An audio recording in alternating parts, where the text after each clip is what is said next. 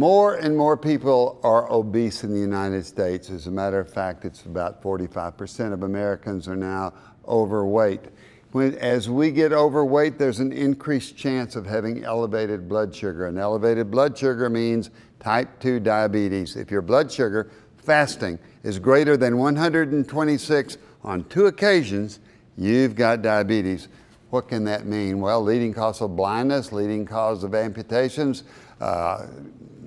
big problem with heart disease, heart attacks, strokes, high blood pressure. So how serious is it if we don't have to take insulin? Well, let me tell you about a study that took 160 people and treated them with conventional treatment. That simply means get your blood sugar under control, lose a little weight. Whereas the other 160, they had very aggressive treatment. What does aggressive treatment mean? Well, number one, they got their blood sugar under great control. They didn't mess around with it. There's a hemoglobin A1C, and they had it less than 6.5. They started on an ACE inhibitor blood pressure medicine. Even though the patients may not have had high blood pressure, an ACE inhibitor will increase the blood flow to the kidney and keep the blood pressure down. So with diabetes, increase incidence of high blood pressure, but the ACE inhibitor will lower the blood pressure and also help the blood flow to the kidneys.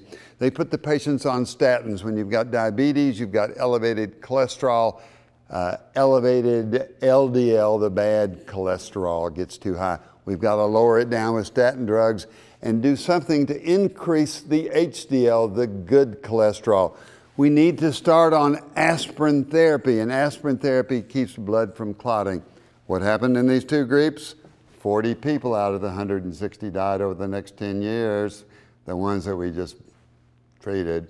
The group that we treated aggressively, only 20 died. Twice the number of people died.